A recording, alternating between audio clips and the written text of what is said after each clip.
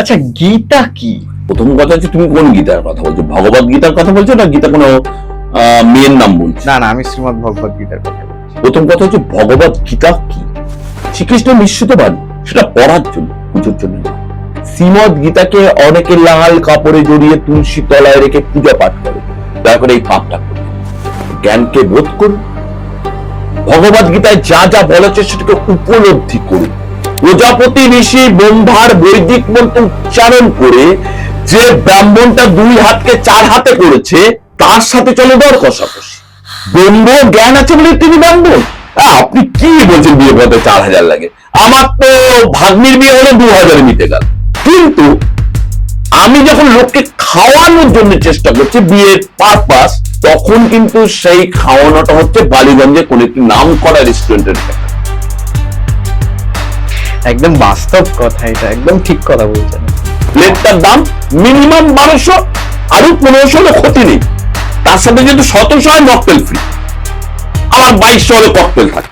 আমার কাছে এরকম দেখা যাচ্ছে একটা মেয়ে 11টা বিয়ে হয়েছে।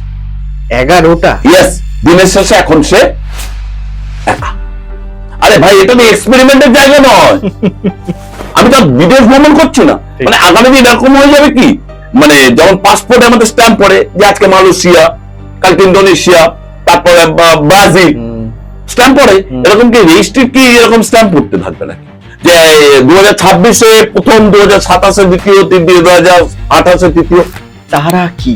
এই যে দশমা বিদ্যা রয়েছে, তার মধ্যে দ্বিতীয় বিদ্যা হচ্ছেন তারা, যিনি দুঃখ, দারিদ্র, পাপ থেকে পরিত্রাণ দেন, তিনি তারা। মানে শনি কি সত্যি ভয়ের? অ্যাকচুয়ালি শনি কথাটা হচ্ছে সংস্কৃতের সৌন থেকে। সৌন মানে ধীর গতি। শনি হচ্ছে আস্তে আস্তে আস্তে আস্তে রেজাল্ট। বাট যত আস্তে রেজাল্ট দেয়, মানুষের পেশান একটু কমতে থাকে, মানুষের ধৈর্য কমতে থাকে। এই ধৈর্য কমতে থাকে বলে বাবা এত লেট, আমি নিশ্চয় ভয় খারাপ।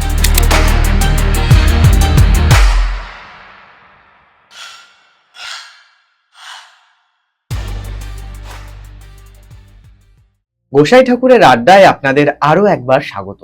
আপনারা জানেন গোসাই ঠাকুর প্রত্যেক সপ্তাহে নতুন নতুন অতিথির সাথে নতুন নতুন বিষয় নিয়ে আসে আপনাদের সামনে।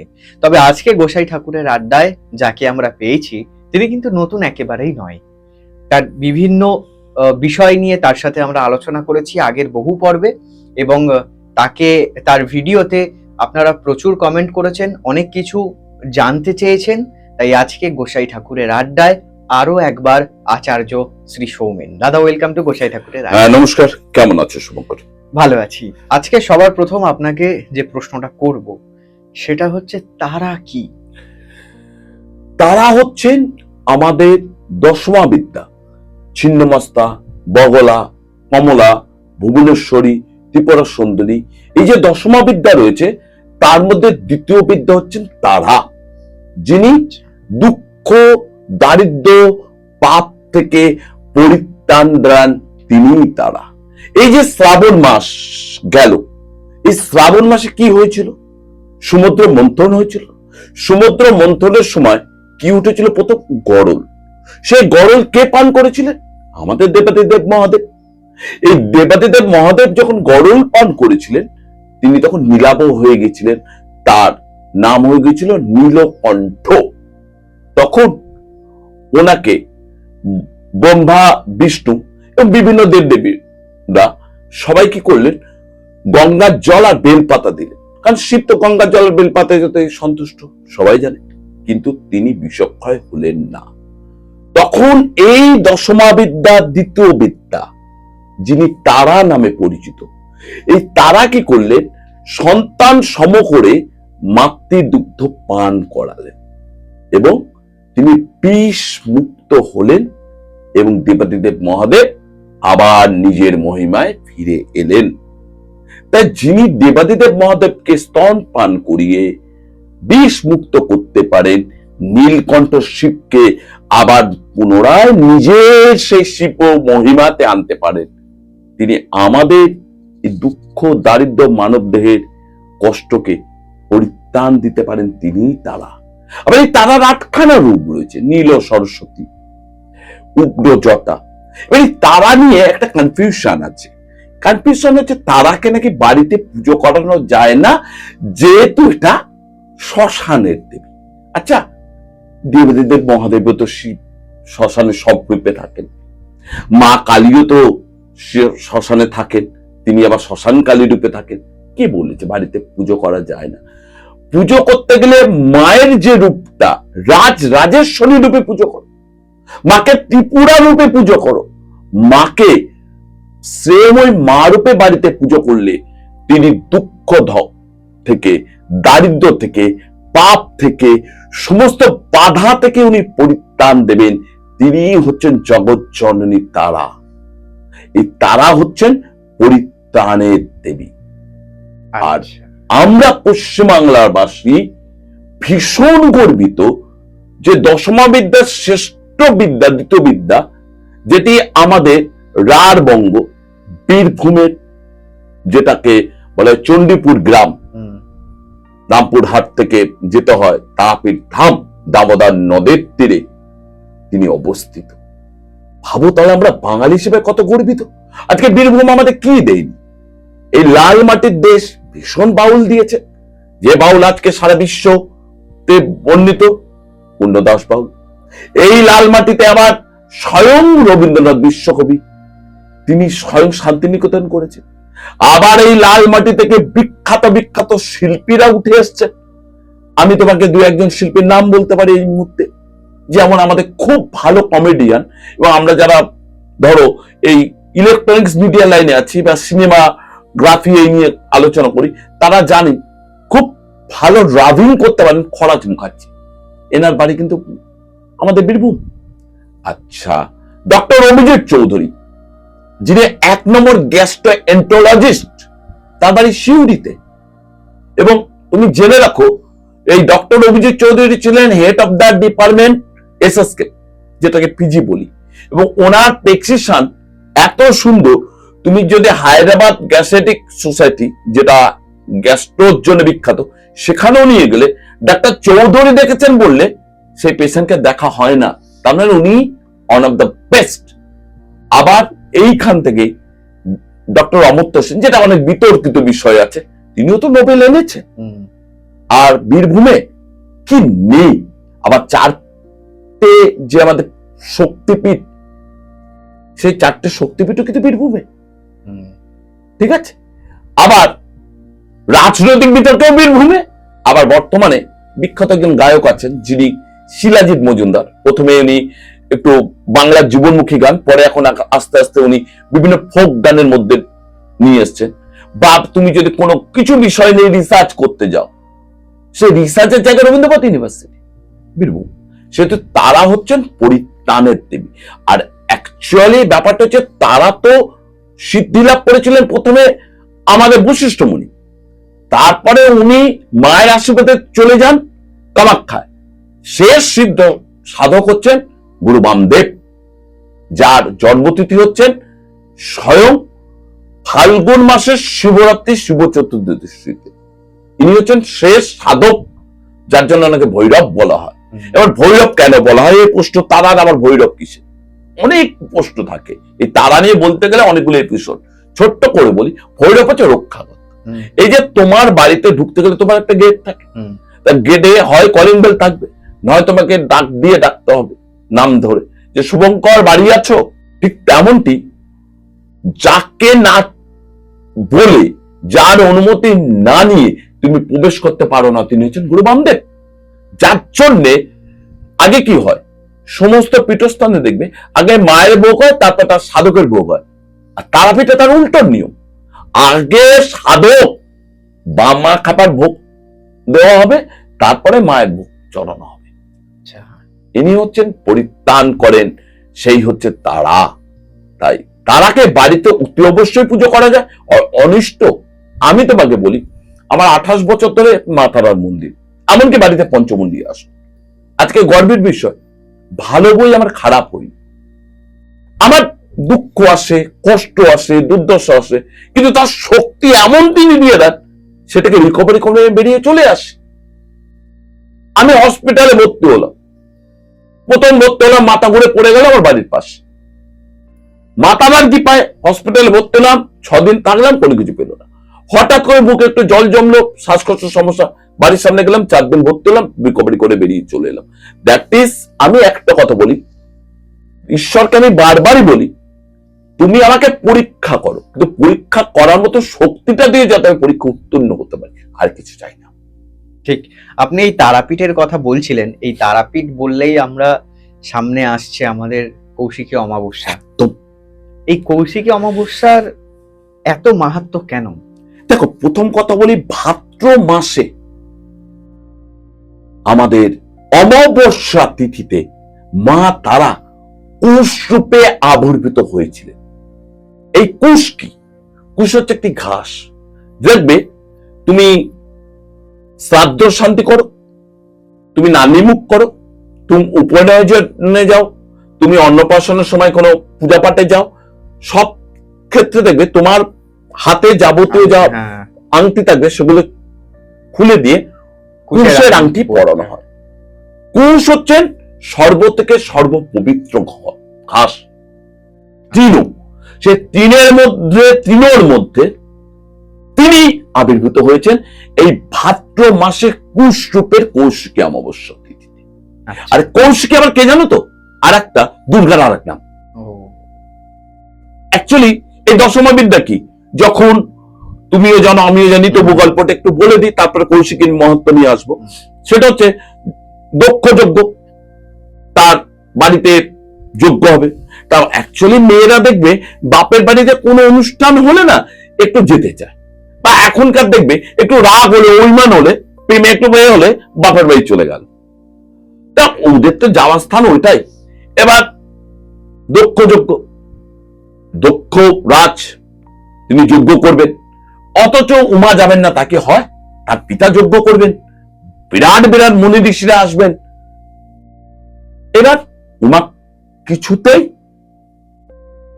উমাকে যেতে দেবে না। কে দেবেন না? আমাদের দেবাদিদেব মহাদেব। কারণ দেবাদিদেব মহাদেবকে নিমন্ত্রণ করেনি, তার একটা সম্মানে লেগেছে। এবার তুমি যেতে দেবে না বলে দেবাদিদেব মহাদেবকে বিভিন্ন রূপ ধারণ করতে শুরু করলেন। কখনো কমলা শান্ত রূপ বোঝানোর চেষ্টা করলেন, কখনো উগ্র রূপ বগলা, কখনো উগ্র জটা তারা। এইভাবে 10টা মহাবিদ্যার রূপ দিলেন। শেষ রূপটা দিলেন উনি ধূমাবতী। তখন দেবাদিদেব মহাদেব বললেন, আমি জীবিত থাকতে তুমি বললে সাদা পোশাক। আমরা মাঝে মাঝে ধাঁধা একটা প্রশ্ন করি না, যে স্বামী স্ত্রী সব দেখতে পায়, কিন্তু স্ত্রী কোন রূপটা দেখতে পায় না স্বামীর বর্তমানে, সেটা হচ্ছে বিধবা রূপ। এখন তো পোশাক আশাকে দেখতে পাচ্ছি, অনেক ফ্যাশন ডিজাইন বেরিয়ে গেছে, সাদা কাপড়ে পরে একটা কালারিং করে সাদা পোশাক পরছে মহিলারা। এটা উচিত নয়, শাস্ত্র খুব বিরোধী। এই ধরনের পোশাক পরা, সামান্য ভালো লাগাটা কত বড় ক্ষতি হতে পারে তার স্বামীর জন্য, সেটা কিন্তু তারা মহিলারা জানে না। সব ফ্যাশনে গা ভাসায়, কিন্তু ভাসানোর আগে জানতো। তা এবার যতই তিনি বললেন ঠিক আছে তুমি চাও। তা এই তারা হচ্ছেন মা দুর্গার একটি দশমাবিদ্যা একটা পাঠ, আবার কৌশিক হচ্ছে দুর্গার আর একটি নাম। আবার আমাদের যে 64টা তোমার হচ্ছে দেখবে যোগিনী যেমন আছে, আবার 64 কলা। এই 64 কলার মধ্যে গীত একটা কলা, গীত, তার মধ্যে কৌশিক রাগ বলে রাগ আছে। ঠিক আছে, সেই রাগটা হচ্ছে সঙ্গীতের রাগ। ঠিক আছে, তা এই 64 কলাবিদ্যা কি? পাদ্য, গীতা, ব্যবহারিক জীবন, রান্না বান্না, যার জন্য ভগবান শ্রীকৃষ্ণকে কেন এত মান্যতা দেওয়া হয়, উনি 64 কলাবিদ্যার পারদর্শী ছিলেন। লাঠিয়াল থেকে রামধন, ঠিক আছে, বেশভূষা থেকে গান, নৃত্য, সবকিছু তিনি পারদর্শী ছিলেন বলে শ্রীকৃষ্ণ এত মানুষের কাছে জনপ্রিয়। তাই এই 64 কলার মধ্যে কৌশিক একটা কি করলেন, এই মা তারা কুষ্ঠূপে কৌশিকী অমাবস্যাতে আবির্ভূত হলেন এই ধরাধামে মর্তলোকে। আচ্ছা, এই মর্তলোকে ধরাধামে। এবার প্রশ্ন করো তো তুমি আমাকে, বা আমিও তোমাকে প্রশ্ন করি, আচ্ছা আমরা যে কালীঘাট হোক, দক্ষিণেশ্বর হোক, বিভিন্ন মায়ের মন্দিরে পুজো দিতে যাই, কিবার যায়, ম্যাক্সিমাম আমরা কোন বার দুটোকে খুব চুজ করি যে এই দুটো বার হচ্ছে মায়ের বার। শনি মঙ্গল। একদম ঠিক। কিন্তু তুমি কি জানো তারা মায়ের শ্রেষ্ঠ বার কোনটা? বৃহস্পতিবার, গুরুবার। যেহেতু উনি বৃহস্পতির দেবী, আর বৃহস্পতি গুরুবার হচ্ছে মা তারার প্রিয় বার। আচ্ছা। আর মার প্রিয় রঙ হলুদ।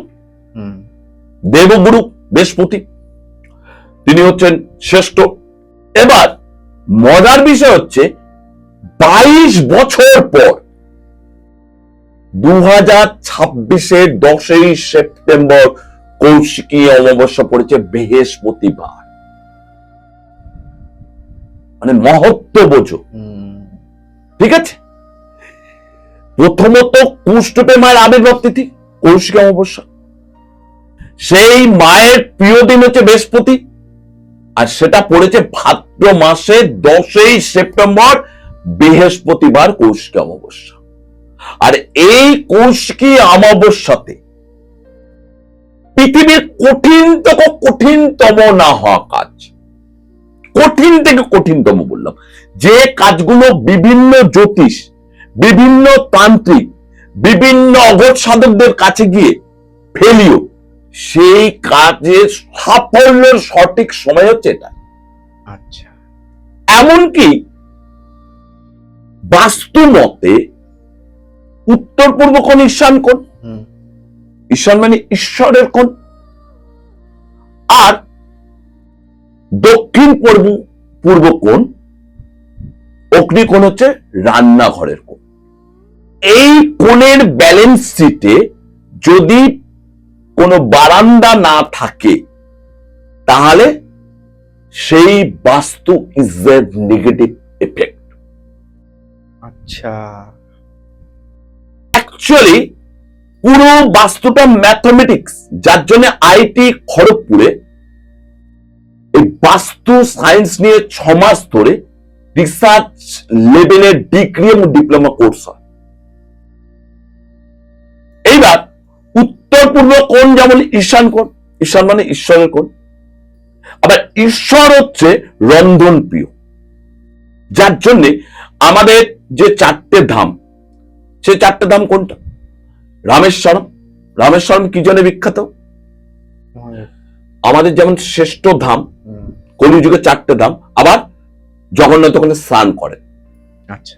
বদ্রীনাথ ধ্যানের জন্য বিখ্যাত, মেডিটেশন। ঠিক আছে। গুজরাটের দ্বারকা, তিনি হচ্ছেন পোশাক পরিবর্তন করে। ঠিক আছে। আর আমাদের পুরীর জগন্নাথে উনি রন্ধন ভোজন করেন, যার জন্য 56 রকম ভোগ দেওয়া হয় সব সময়। এবং পুরীতে কেউ না খেতে পেয়ে মরে না। এবং তুমি আশ্চর্য বিষয়, এত রন্ধন হয়তো, এত ভক্ত যায় তো, কোনদিন রন্ধন নেই, ভোগ শেষ এরকম পাবে না, আবার নষ্ট হয়ে গিয়ে উচ্ছিষ্ট ভোগ ফেলে দেওয়া হচ্ছে, এরকম হয় না। এরকম হয়। This is miracle. এবং আরেকটা মিরাক্কেল তুমি ভাবো, মাটির হাড়িতে পরপর হ্যাঁ, হাড়ির উপর হাড়ি, হাড়ির উপর হাড়ি, এবং সেখানে কাঠের জ্বালানি ব্যবহার করা হয়। সবথেকে মজার বিষয়, উপরে হাড়িটা প্রথমে রান্না হয়, তাপ লাগছে নিচের হাড়িতে, আর রন্ধন হচ্ছে উপরের হাড়িতে। এবং তুমি দেখো ওখানে যাবতীয় সবকিছু দিয়ে একত্রে রন্ধন হচ্ছে, এটা টেস্ট দেখবে প্রসাদের।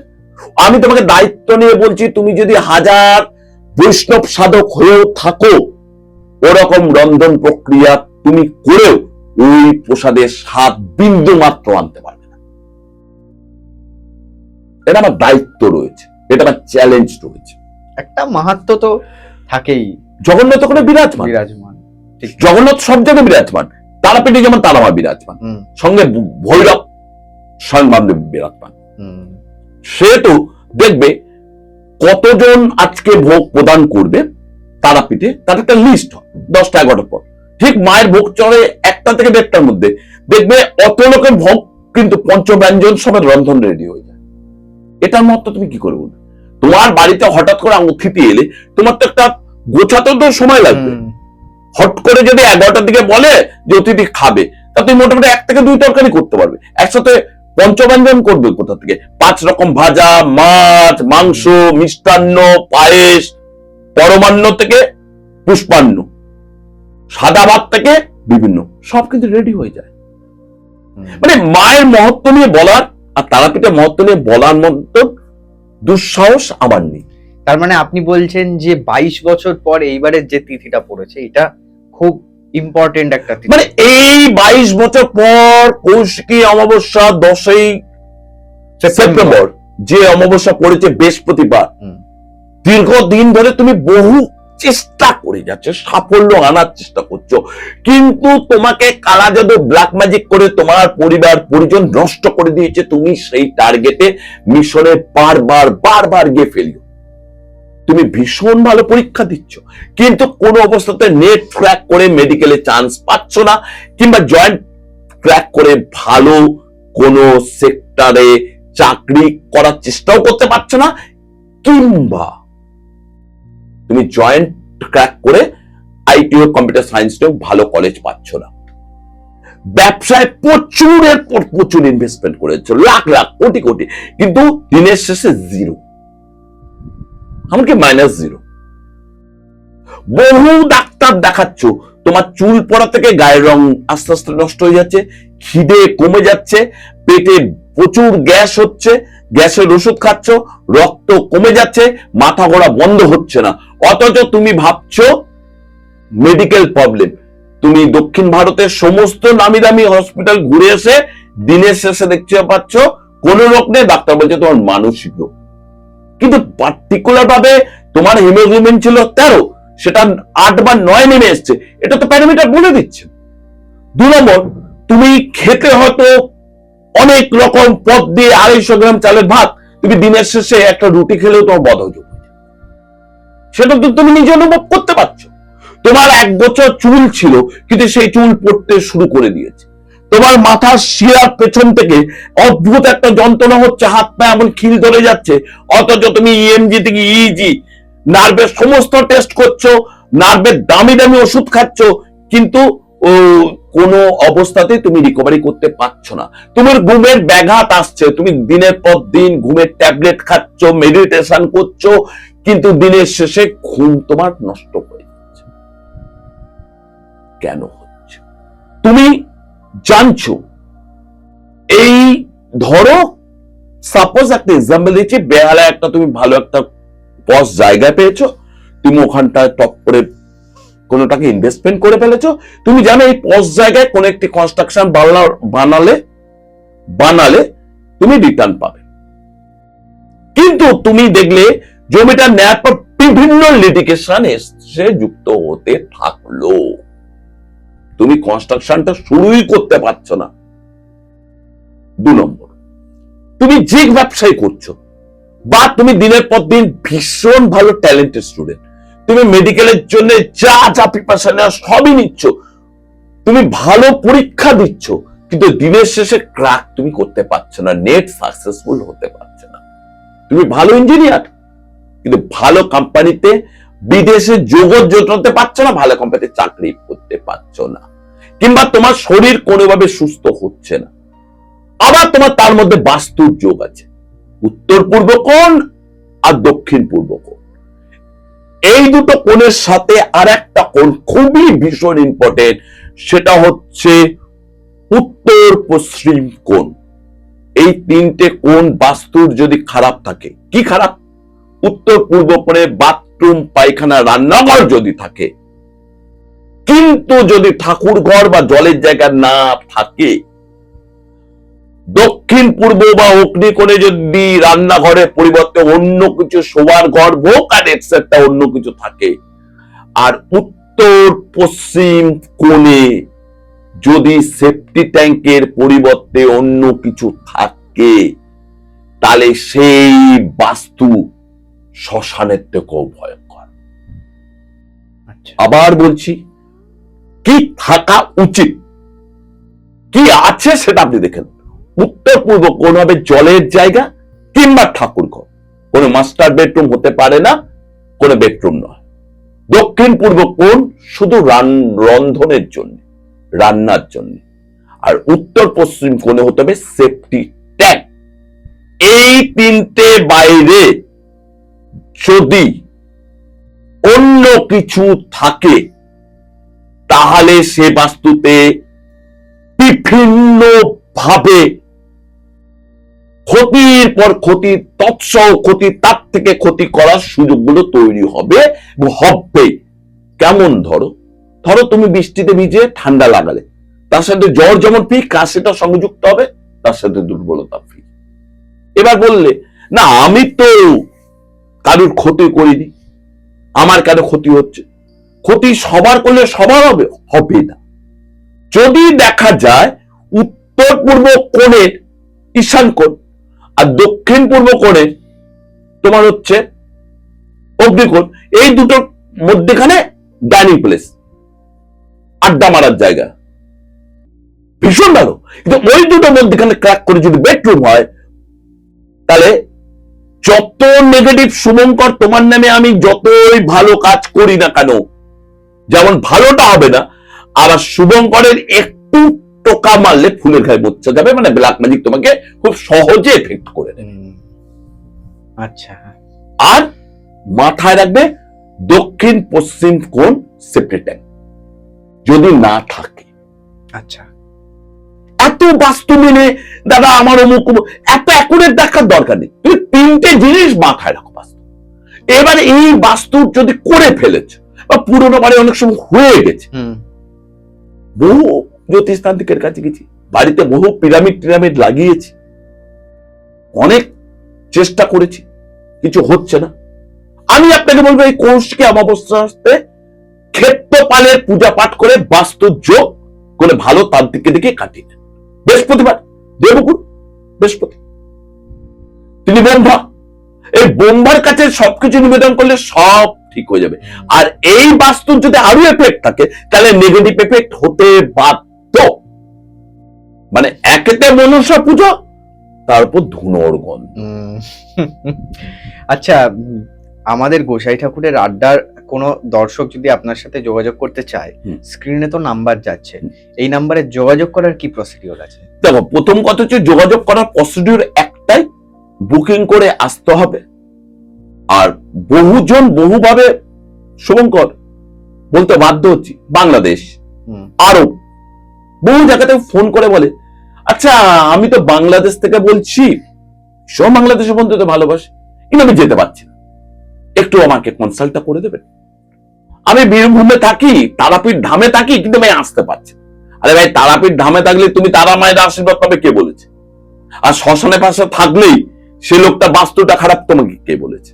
তৈলঙ্গ স্বামী, বেনারসের বার্ধক্য যেটাকে বলা, তিনি আজও ভৈরব হয়ে ঘুরে বেড়ান। তাহলে বেনারসে গেলে সবাইকে তৈলঙ্গ স্বামী দেখা পান? বেনারসে মণিকর্ণিকা ঘাটে, যেখানে মায়ের মণি পড়েছিল, মানে কানের কর্ণক পড়েছিল, সেখানে যদি কেউ মৃত্যুবরণ করে তাহলে তার কানে এসে স্বয়ং দেবাদিদেব মহাদেব তারব্রহ্ম নাম বলে যান, এবং এই মত্তলোকে তার আবির্ভাব হয় না। এবং ওই মণিকর্ণিকা পাশের ঘাটের পাশেই একটি বাড়ি আছে, 60 টাকা করে ভাড়া নেওয়া হয়, 20 দিনের জন্য দেওয়া হয়। যারা মনে করে মৃত্যুর যন্ত্রণা পাচ্ছে বা মৃত্যুর পথে এগোচ্ছে, তারা মৃত্যুর জন্য ওই বাড়িটা ভাড়া নেয়, যাতে মণিকর্ণিকা ঘাটে তাদের শবদেহ দাহন করা হয়। আশ্চর্য বিষয়, 20 দিন পতঙ্গে বের করে দেওয়া হবে, 99% লোক কিন্তু মৃত্যুবরণ করতে পারবে না, স্বেচ্ছায় মৃত্যুবরণ, মৃত্যুর জন্য ঘর বাঁধা হচ্ছে। এই কথা বলতে গিয়ে আমি যদিও পলিটিক্যাল কথাবার্তা গোসাইটা করে আড্ডায় বলি না, কোথাও বলি না, খুব রাজনৈতিক বিতর্ক এসে যায় বলে, তবুও বলতে বাধ্য হচ্ছে। ঘন্টা খানেক একজনের সাথে একটা প্রত্যেকদিন একটা রিয়েলিটি শো হয়, কার কথা বলছি মোটামুটি বুঝে নিয়েছে, আমি কোনো চ্যানেলের নাম করব না। সেখানে একজন দেখবে রোগা পাটকা আইপিএস অফিসার বসত, তার নাম পঙ্কজ বাবু। এই মুহূর্তে তার সারনেমটা ভুলে যাচ্ছে। উনি ভীষণ অন্যায়ের প্রতিবাদ করতেন এবং স্টেট কাট কথা বলতেন, ভীষণ স্টেট কাট কথা, পুলিশ অফিসার ছিলেন। তৎকালীন যে সরকার ছিল সেই সরকারের বিরুদ্ধে কথা বলেছিল বলে যে তাকে প্রস্টিটিউশন মানে পতিতালয় অঞ্চল, সে অঞ্চলে একটা থানাতে অনেকে পুলিশ অফিসাররা ডাকে এবং এক্স আইপিএস কে সামান্য ভদ্রতা পর্যন্ত পোষণ করা না হয়ে ঘন্টার পর ঘন্টা তাকে জেরা করা হয় এবং কিছু প্রস্টিটিউশনকে পলিটিক্যাল ইন্ধন দিয়ে তাকে জুতো ঝাঁটা দিয়ে মারার জন্য রেডি করা হয়। ঘটনাচক্রে ওই দিন আমি ওইখানে ছিলাম। আমি এক পুলিশ অফিসারকে বলেছিলাম, স্যার আপনি একটা মানুষ, হয়তো চাকরি করতে এসছেন, কিন্তু তা বলে এটা নয় পাপ, ক্রোধ, লোভ, মোহ, মৎস্য আর ঘৃণাকে আপনি চাকরি করতে এসে একসাথে মিলিয়ে ঘোল খেয়ে নেবেন। অন্তত মনুষ্যত্ববোধটা রাখুন। কেন বলছি তার পেছনে কারণটাও বলছি। সেদিন শুনেননি। পরে উনি এই বেনারসে কোন একটি অনুষ্ঠান করতে গিয়ে উনি কিন্তু ওখানে ব্রেন স্ট্রোক হয়ে মারা যান এবং সৌভাগ্য দেখো ওনার কতটা, ওনার মতো লোক আর এই ধরনামে আসবে না। ওই মণিকর্ণিকা ঘাটে কিন্তু দাহ করা। এবার বুঝতে পারছো, ভাগ্য যদি সৎ থাকে তার কোথায় দেহ দান করা হবে, দাহ করা হবে কেউ কিন্তু জানে না। আমি কেন বললাম, আপনার ক্ষমতাটা সাময়িক, ক্ষমতাকে আপনি অপপ্রয়োগ করলে আপনি কিন্তু দিনের শেষে অঙ্কটা কিন্তু অন্য রেজাল্ট পাবেন। আমি তোমাকে বলছি একটি বিতর্কমূলক বিষয়। ধনঞ্জয় চ্যাটার্জি বলে একটা হেতালপাড়ে ঘটনার মামলায় হয়েছিল, যে বিচারক প্রথম এই রায়টা দিয়েছিল তার মেয়ে ভীষণ ট্যালেন্টেড ও হাই এডুকেটেড, কিন্তু তার মেয়ের কি কারণে, কোন কারণে, কি জন্যে হঠাৎ করে সারা গায়ে স্মৃতি হয়ে গেল এবং সেই এক্স বিচারক আমার কাছে এসেছিলেন দুর্গাপুর চেম্বারে তার মেয়েটা বিয়ে দেওয়ার জন্য। কত টাকা লাগবে সেটিকে মুক্ত করুন। সারা ইন্ডিয়াতে টপ টপ ডার্মোলজিস্ট থেকে আরম্ভ করে অঙ্কোলজিস্ট পর্যন্ত দেখিয়েছে, কেউ কিন্তু মুক্তি দিতে পারেনি, আমিও পারি। দিস ইজ কর্মফল, দিস ইজ রেজাল্ট। আমি তোমাকে বলছি, দিনের শেষে হিসাবটা কিন্তু অন্যরকম হয়। কেউ পালাতে পারবে না। তুমি যতই ঘুষের টাকা দিয়ে যদি তারা মায়ের কাছে গিয়ে মানে নাম্বার ওয়ান ম্যাকডলের পরিবর্তে যদি ব্লু লেভেল চাপাও, তার মানে এটা নয় মা তারা মৎস্য, মাংস, সুরা প্রিয় বলে তুমি ওই ব্লু লেভেলটা তোমার মা খাবে। মা ওই বাংলাটাই খাবে যেটার মধ্যে সততা থাকবে। ঠিক।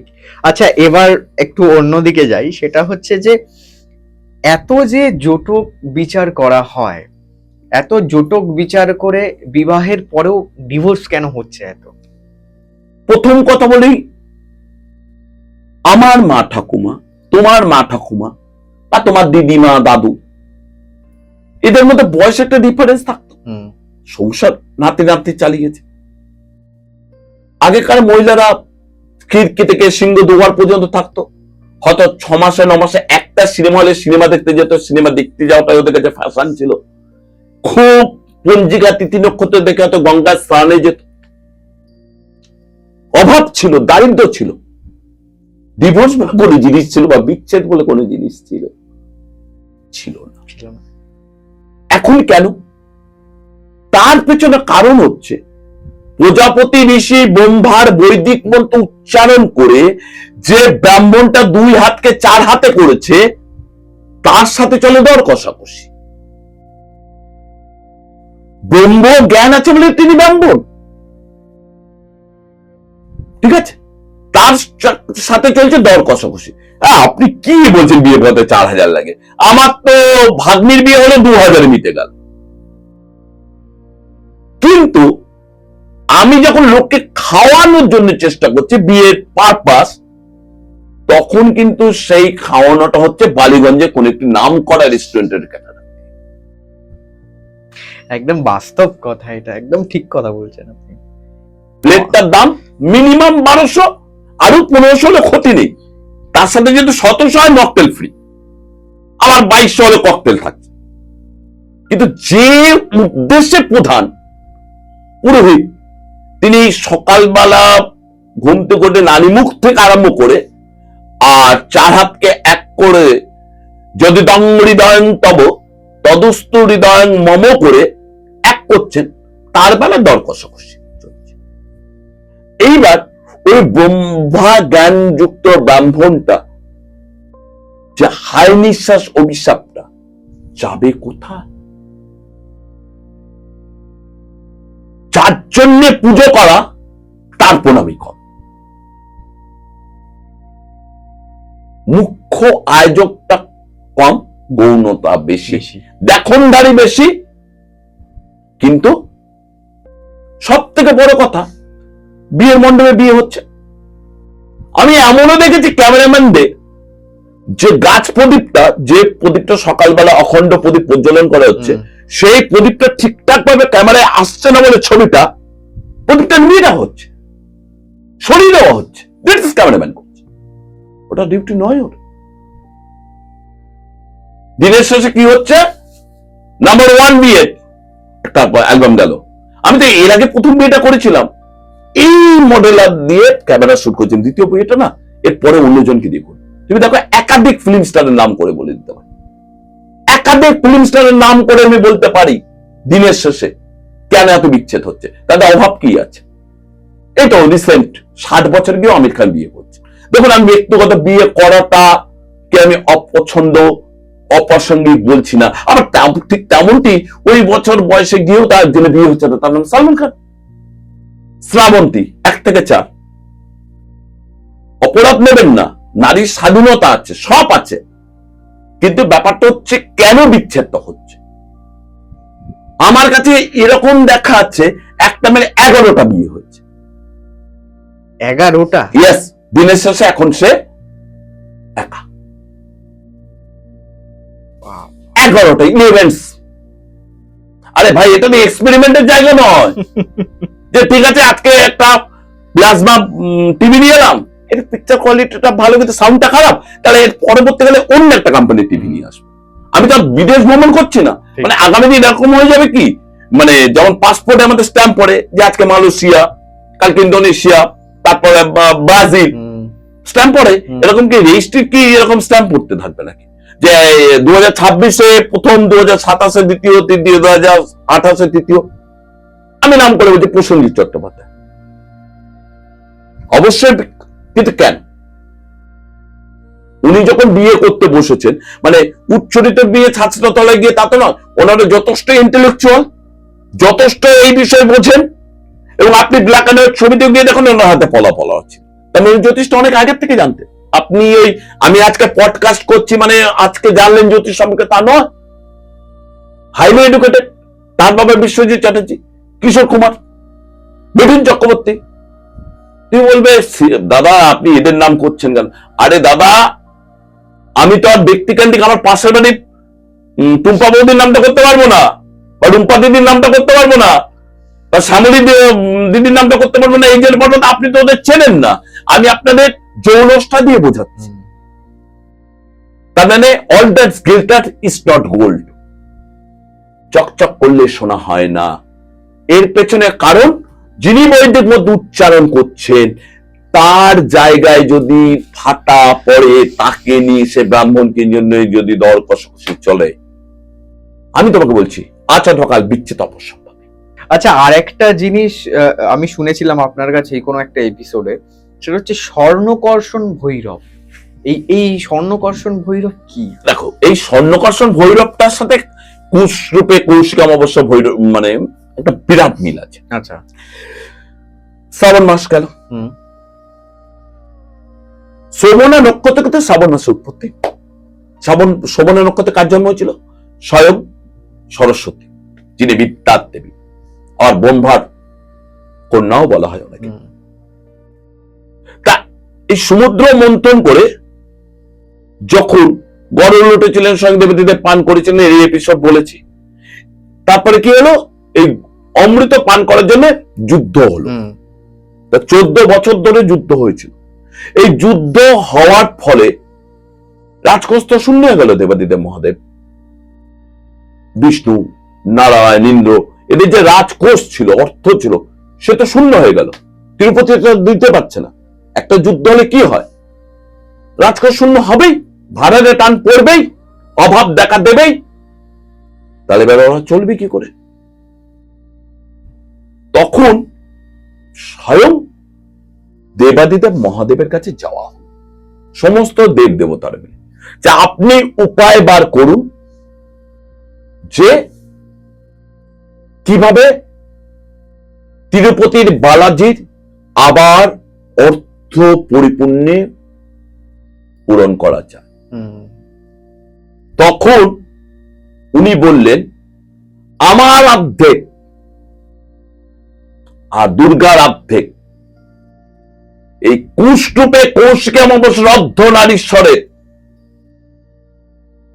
পূজা পাঠ আপনারা শুরু করুন, যার নাম হবে স্বর্ণকে আকর্ষণ, মানে স্বর্ণ কার্ষণ, মানে অ্যাকচুয়ালি দেবতাদের কাছে তো সোনাটাই থাকে না, সোনার কয়েন, স্বর্ণ। এই কৌশিকী অমাবস্যা তিথিতেই তারা স্বর্ণকার্ষণ ভৈরবের পূজা পাঠ করে তারা সিদ্ধি লাভ হয়েছিলেন। অর্থাৎ দেবতাগণ যার পুজো করেন স্বয়ং তিরুপতি বালাজি, তার কাছে যদি আমরা সেই পথটা সঠিক ধরে যাই, তাহলে কোয়াক্টের দরকার কি, তাই না? আমি ভাইয়া যাবো কেন? আমার সাথে যদি কথার মাধ্যমে বলছি, ডাইরেক্ট সৌরভ গাঙ্গুলির আমার যদি বন্ধুত্ব থাকে, তাহলে আমি তার পিএকে দিয়ে ফোন করে অ্যাপয়েন্টমেন্ট নেওয়ার চেষ্টা করবো না সৌরভকে ফোন করবো, সৌরভ কোথায় আছিস রে? ডোন্ট মাইন্ড, আমার সাথে কিন্তু সৌরভের কোনো সম্পর্ক নেই, আলোচনার মাধ্যমে বলছে, আবার বলবেন না সৌরভ গাঙ্গুলির সাথে আমার সম্পর্ক আছে। আর সৌরভ দা, আপনি যদি পডকাস্টটা শোনেন, দয়া করে আপনাকে উদাহরণ দিয়ে, যেহেতু বাঙালির আইকন বলে আমি বলছি, যেহেতু আপনার বাড়ির পাশ থেকে প্রোগ্রামটা করছি বলে, তা আমি কি সৌরভকে কি বলবো, এই সৌরভ কোথায় আছিস রে, চল, একটু ভালো লাগছে না, অমুক জায়গায় একটু চা খেয়ে আসে, আড্ডা মারা আসে। আমি ওর পিএকে ফোন করবো, বলবো দাদার অ্যাপয়েন্টমেন্টটা কবে পাওয়া যাবে, তাই নয় কি?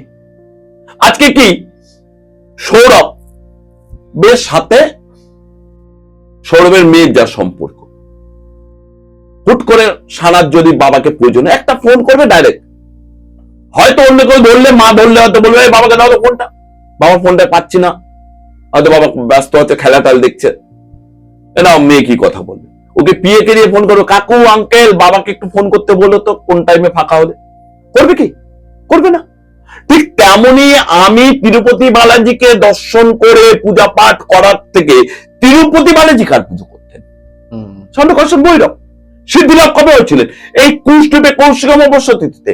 তাহলে যেখানে অর্থের আকর্ষণ আসবে, যেখানে সবকিছু জৌলসের আকর্ষণ আসবে, তাহলে সেই স্বর্ণকার্ষণ ভৈরবের পূজা পাঠ করলে কৌশিক অমাবস্যাতে অর্থ, মান ও সম্মান ও যশ, পাপ, দুঃখ, দারিদ্র, রোগ সবকিছু হরণ করবে এই স্বর্ণকার্ষণ ভৈরব থেকে কৌশিক মা তারা। আচ্ছা, গীতা কি, মানে গীতা কি পুজো করা যায়, মানে পুজো কি করা হয় গীতায়? প্রথম কথা হচ্ছে, তুমি কোন গীতার কথা বলছো? ভগবত গীতার কথা বলছো না গীতা কোনো মেয়ের নাম বলছো? না না, আমি শ্রীমদ ভগবত গীতার কথাই বলছি। প্রথম কথা হচ্ছে, ভগবত গীতা কি? শ্রীকৃষ্ণ নিশ্চিত বাণী, সেটা পড়ার জন্য, পুজোর জন্য নয়। তাহলে ওপেন হাইমার যদি পুজো করা হতো, তাহলে তো বিজ্ঞানী তৈরি হতো না। আমি আবার বলছি, শ্রীমদ গীতাকে অনেকে লাল কাপড়ে জড়িয়ে তুলসী তলায় রেখে পূজা পাঠ করেন, দয়া করে এই পাপটা করবেন না। জ্ঞানকে বোধ করুন, ভগবত গীতায় যা যা বলেছে সেটাকে উপলব্ধি করুন। আর গীতার যদি পড়তে নয়, পুজো করতে উপলব্ধি হয়, তাহলে গীতার জায়গায় সীতার পুজো করুন, রামের প্রতি। গীতাকে পুজোর জন্য নয়, গীতাকে উপলব্ধি করার জন্য, পড়ার জন্য, জ্ঞানকে নেওয়ার জন্য, প্রজ্ঞাকে নেওয়ার জন্য শুরু করতে হয় অবশ্যই খুব শৈশব বয়স থেকে। তাহলে সঠিক পৌরসত্ব, গঠনমূলক চরিত্র গঠন হবে। নেদারল্যান্ডে গীতাকে এতটাই পবিত্র মানা হয়েছে যে প্রতিদিন প্রেয়ারে, মানে প্রার্থনার সময় গীতার 2 লাইন করে পাঠ করতে হয়, এবং গীতা পঠন পাঠন একটা পাঠ। এবং তুমি জেনে রাখো, 150 নম্বরের পরীক্ষা হয়, এবং জার্মানিতে প্রত্যেক রোগীকে সকালবেলায় ঘুম থেকে উঠে স্লো মিউজিক থেরাপিতে গীতার বাণী শোনানো হয়। আচ্ছা, আমি বুঝতে পারছো কতটা অথেন্টিক জিনিস, আর সেটাকে আমরা পুজো করছি, না পড়ে না বুঝে না শুনে। আচ্ছা, আমরা একটু আগে জ্যোতিষ নিয়ে কথা বলছিলাম, সেখানে আমার একটা প্রশ্ন হঠাৎ করে মাথায় এলো, পাথর বা রত্ন যে দেয়া হয় এগুলো কি কথা বলে? একদম না। যদি পাথর বা রত্ন কথা বলতো তাহলে হাজার হাজার স্টোন বা রত্ন পড়ে লোকে তারাপীঠ মন্দিরে কেন যাচ্ছে, কালীঘাট মন্দিরে কেন যাচ্ছে, অমরনাথে কেন যাচ্ছে, কেদারনাথে কেন যাচ্ছে, বদ্রীনাথে কেন যাচ্ছে? তাহলে মানুষ পরে কেন পাথরগুলো? রত্ন অলংকার হিসেবে বেস্ট, গ্রহচক্রের প্রতিকার হিসেবে নয়। অ্যাকচুয়ালি রত্নকে বলা হতো চূড়ামণি। অলংকার হিসেবে রত্ন আগেকার সাধকরা মাথাতে টিকি রাখতো, টিকির উপর বেঁধে রাখতো। এখনকার দিনে ওটাকে মডিফাইড করে কি করা হলো, গ্রহ রত্নের প্রতিকার হিসেবে দেওয়া হলো। আজকে তুমি একটা কথা বলতো, যারা তারামায়ের সাধক হবে তারা কেন রত্ন পড়বে? আমার হাতে কটা রত্ন, আমি এখনো দেখাচ্ছি ওপেন, আমার হাতে কটা রত্ন। সাধকদের একটা রত্ন লাগে না, আর রত্ন যদি থাকতো তাহলে তারাপীঠে দামে কোনোদিন দেখেছো তারামায়ের বিজ্ঞাপন দিতে বড় বড় করে যে আসুন তারামায়ের পুজো করুন?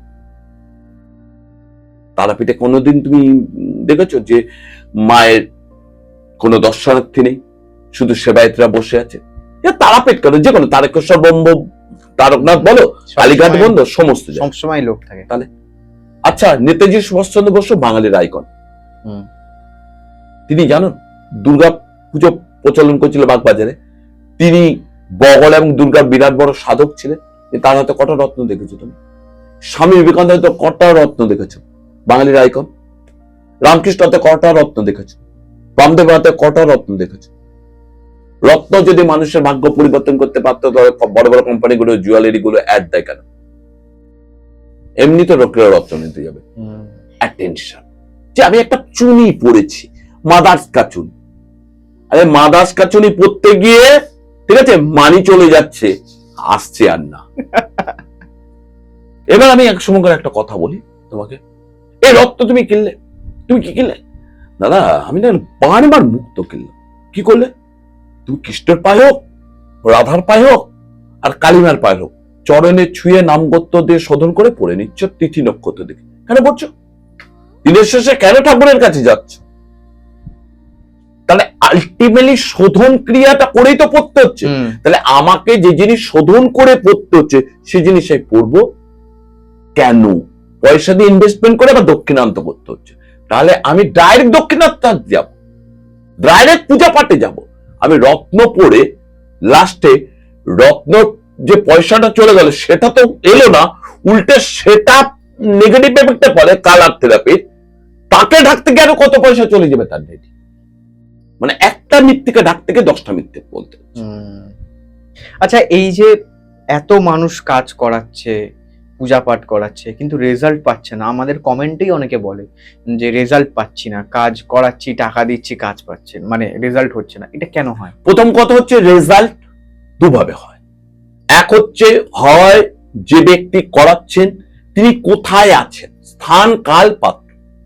একটু আগে তুমি এসে বললে দাদা চা খাবো আপনার সাথে, তো তুমি আমাকে চা দিতে এই গ্লাসে, আচ্ছা এই গ্লাসে না দিতে তুমি বাটিতেও দিতে পারতে, হয় কি বাটিতে? হয় না। এখন মোস্ট প্রবলি 7টা 7:30 বাজে যখন তোমার সাথে পড়, একটু পরে আমার খিদে হয়তো পেলে মুড়ি চানাচুর খাবো, খুব বেশি হলে মুড়ি চপ খাবো, তোমার এখানে চপটা ভীষণ ভালো করে, তা আমি কি বিরিয়ানি খেতে বসবো? একদম নয়। ঠিক তেমনটি স্থান হচ্ছে সে মন্দিরে আছে না হোটেলে আছে। হোটেলে ব্যবসা হয়, হোটেলে আদার্স কিছু হয়।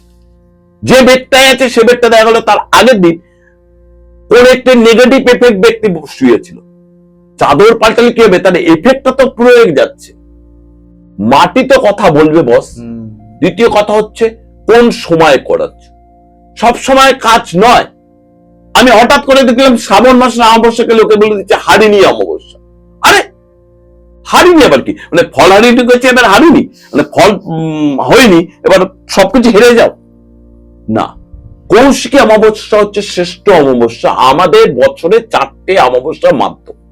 কৌশিকী অমাবস্যা, তার মধ্যে একনিষ্ঠ অমাবস্যা, যে অমাবস্যায় পূজা পাঠ হোমযজ্ঞ করলে, সঠিক তন্ত্রক্রিয়া করে প্রয়োগ করলে, পঞ্চমুণ্ডী আসনে হোমযজ্ঞ তন্ত্রক্রিয়া অংশগ্রহণ করলে ফলাফল তুমি নিজে হাতে পাবে। আমি বলবো কেন, বৃক্ষ তোমার নাম কি ফলে বুঝছো, তুমি ল্যাংড়া মশলা পাবে, ল্যাংড়াই পাবে, আমরা পাবে না। ঠিক। আচ্ছা, এই যে শনি সাড়ে সাতি বা শনির ধাইয়া, এই জিনিসটাকে নিয়ে মানুষের মনে এত ভয়, এটা কি মানে শনি কি সত্যি ভয়ের? অ্যাকচুয়ালি শনি কথাটা হচ্ছে সংস্কৃতের সৌন থেকে। সৌন মানে ধীর গতি। শনি হচ্ছে আস্তে আস্তে আস্তে আস্তে রেজাল্ট দেয়। এবার যত আস্তে রেজাল্ট দেয়, মানুষের পেশান একটু কমতে থাকে, মানুষের ধৈর্য কমতে থাকে। এই ধৈর্য কমতে থাকে বলে বাবা এত লেট, তাহলে নিশ্চয় ভয়ের কারো কথা। ধরো একটা রোগ, তুমি একটা ঘা হয়েছে, সেটা শনি সাড়ে সাতিতে যদি হয়, সারতে সময় নেবে। এবার যখন সারতে সময় নেবে, তুমি কি করবে? ইউটিউব ঘাটবে। দীর্ঘ মেয়াদী রোগের কারো কথা হচ্ছে ক্যান্সার, ব্যাস তোমার মনের মধ্যে ঢুকে গেল ভয়টা। ক্যান্সার হয়নি তো? আরে ভাই, সব ডিজিজ যদি ফেসবুক ইউটিউব বলে দিত, গুগল যদি বলে দিত, তাহলে বড় বড় ডক্টররা বসে আছেন কেন? সব টিউমার মানে ক্যান্সার কি বলছে? ক্যান্সারে কারো কথা টিউমার, কিন্তু সব টিউমার ক্যান্সার নয়। ঠিক তেমনটি শনি সাড়ে সাতিতে কোনো কর্ম শুরু করলে ধীরে ধীরে ধীরে ধীরে হবে। এই ধীরটাকে মানুষ ধৈর্য ধরতে পারে না বলে মানুষ ভয় পায়, মনে হচ্ছে আমার ক্ষতি কিছু হতে চলেছে। একদম নয়। দ্বিতীয়, শনি হচ্ছে কর্মফলদাতা। ধরো তোমার ক্ষমতা আছে, তুমি পেশি শক্তির অধিকারী, তুমি অর্থ শক্তির অধিকারী, তুমি গরিব মানুষকে তুই বলে ডেকে একটা চর মেরে দিলে, দিনের শেষে উবেরালার সাথে ঝামেলা করলে অকারণে, তাহলে সেই শনি আস্তে আস্তে তার ফলগুলো ভোগ করতে দেবে। শনি সাড়ে সাতিতে ভয় পাওয়ার কোনো কারণ নেই। শনি হচ্ছে ধীর গতি গ্রহ। আমি একটাই কথা বলবো, শনি মন্দিরে পুজো দেওয়ার দরকার নেই, শনিবার পালন করার দরকার নেই। কারণ শনি মন্দির কখনো দেখবে না বিএমডব্লিউ মার্সিডিজ বেঞ্চ পরে কোনো ব্যক্তিকে শনি মন্দিরে পুজো দিচ্ছে। শনি মন্দির কোথায়? Auto stand. সেটা কোথায়? মেহনতি মানুষের প্রতি। মেহনতি মানুষ হচ্ছে দিনের শেষে পরিশ্রম করবে, রাতের বেলা কিছু কষ্টজিত পয়সা নিয়ে যাবে। আপনার কষ্টজিত পয়সাকে অতিরিক্ত পয়সা তৈরি করতে গেলে, তাহলে আপনাকে মঙ্গলবার করে বজরঙ্গলীর পাঠ করুন, শনিবার নিরামিষ আহার বন্ধ করুন। আর কি করুন? প্রতিদিন ঘুম থেকে উঠে 2টো রুটি করুন, হাতে করা, আগের দিন বাসি রুটি করে রাখুন, একটা যে কোনো কুকুরকে খাওয়ার, একটা সরষের তেল দিয়ে কাককে খাওয়ার, ব্যাস গল্প শেষ। শনি মন্দিরে যাওয়ার প্রয়োজন নেই। আর শনিটা ভয় দেখানো হচ্ছে জ্যোতিষদের কাজ। যদি ভয় না পান তাহলে ভক্তি আসবে না, আর ভক্তি না এলে মাল্লা পাবে না। সব মালের, আর দিক না গাল আসছে তো মাল, ব্যাপারটা এরকম। আমাদের সময় একদম শেষের দিকে, তবে শেষ করার আগে যে প্রশ্নটা আপনাকে করব, আমাদের দেবাদিদেব মহাদেবকে তো স্পর্শ করা যায়, কিন্তু আমি শুনেছি যে নারায়ণ শিলা বা শ্রী বিষ্ণুকে স্পর্শ করা যায় না, বিশেষত মহিলারা স্পর্শ করতে পারে না। এটা কি মিথ নাকি এর পিছনে কোনো সায়েন্স আছে? টোটালটা বুঝলো কি? টোটালটা ভয় দাও না কাজ। আচ্ছা, গোপালকে নিজের আসনে বসে স্নান করাচ্ছি, গোপালকে চা খাওয়াচ্ছি, আর গোপালের বড় হলে তিনি বিষ্ণু নারায়ণ, তাকে আমি স্পর্শ করতে পারবো না? কে বলেছে? স্পর্শের মধ্যে যেন আমার কোন যৌন আবেদন সারা না থাকে, ভক্তির সাথে। স্বয়ং বজরঙ্গলীকে নাকি মহিলারা স্পর্শ করতে পারে, কিন্তু বজরঙ্গলী কার সিঁদুর মেখেছিলেন? স্বয়ং সীতা। কেন মেখেছিলেন? না, স্বয়ং সীতা যখন সিঁদুর পড়ছে, বলছে কেন সিঁদুর পড়ছো? বলছে এতে তোমার প্রভুর মঙ্গল হবে। বলছে তোমার মাথায় সিঁদুর পড়লে যদি অল্প তোমার প্রভুর মঙ্গল হয়, তাহলে আমি তোমার সিঁদুর সারা গায়ে মেখে নিলে তাহলে আমার প্রভুর আরো মঙ্গল হবে। কে বলেছে? মাতৃজ্ঞানে পুজো করতে হবে সন্তান সমরূপে। শিবশিলা নারায়ণের শিলা, শিবের শিলাতে আমি স্পর্শ করছি, পুজো করছি, পঞ্চমৃত্যুতে স্নান করাচ্ছি, ওম নমঃ শিবায় শান্তায় কার্ণেতে তবে নিবেদনে তঙ্গতে পরমেশ্বরাও করছি। আর নারায়ণকে পুজো করতে পারছে না, সুদর্শন চক্র আছে বলে। আরে চক্রটা কিসের? কালো চক্র। বাঁশিতেও তো, কৃষ্ণের বাঁশিতেও তো সুদর্শন চক্র রয়েছে। তাহলে সেই বাঁশির সুরে রাধিকা প্রেম করতে যাচ্ছে, আর আমি করলে দোষ? থাকতে হবে ভক্তি এবং নিবেদন, ডেডিকেশন ঈশ্বরের প্রতি, কোনো কামনা নয়, বাসনা নয়, ভক্তি মায়ের প্রতি। ভাব ভক্তিতে তুমি করে দেখো, ক্ষতি হবে না, বিন্দুমাত্র ক্ষতি হবে না। আজকে আমি তোমাকে বলছি, আমার মেয়ে ছোটবেলা থেকে নারায়ণের পুজো করে আজকে সে বায়োটেকনোলজি বিটেক নিয়ে পড়াশোনা করছে, ভালো রেজাল্ট করেছে, এবং তার সমসাময়িক বৈষ্ণব ধর্মের ফ্যামিলির এক ব্যক্তি, খুব ভালো পয়সা, একই সাথে প্রত্যেকে ফেল করে বসে। ব্যাপারটা হচ্ছে জানে না এই হরে কৃষ্ণ, হরটাকে স্বয়ং দেবাদিদেব মহাদেব, কৃষ্ণ হচ্ছেন বিষ্ণু। এটা নিয়ে আমরা আগের এপিসোড করেছি, আপনারা যারা দেখেননি আগের এপিসোডটা দেখে আসুন, তাহলে সৌমেন বাবুর সাথে এটা নিয়ে বিস্তরে একটা এপিসোড। আর হরি এক আত্মা দুই স্বরূপ, আর সেটাকে নিয়ে কি করছে, বিজনেস করছে, ভয় দেখাচ্ছে। ভক্তি রাখুন মনে, শ্রদ্ধা রাখুন অন্তরে। দেখুন না, ক্ষতি হলে চ্যালেঞ্জ আছে, আমি দিচ্ছি। ঠিক, অনেক অনেক ধন্যবাদ গোসাই ঠাকুরের আড্ডায় আসার জন্য। আজকের মতন এই পর্ব এখানেই শেষ করছি। দেখা হবে আগামী সপ্তাহে নতুন কোনো অতিথির সাথে, নতুন কোনো বিষয় নিয়ে। ততক্ষণ দেখতে থাকবেন গোসাই ঠাকুরের আড্ডা। আর আপনারা যারা ভাবছেন সৌমেন বাবুর সাথে যোগাযোগ করতে চাইছেন, স্ক্রিনে তো নাম্বার রইলো এবং ডিসক্রিপশনেও দেওয়া আছে নাম্বার। কোনো অসুবিধা হলে আমাদের ফোন করবেন, আমরা আপনাকেও গাইড করে দিতে পারি। ভালো থাকবেন, সুস্থ থাকবেন এবং দেখতে থাকবেন গোসাই ঠাকুরের আড্ডা। নমস্কার।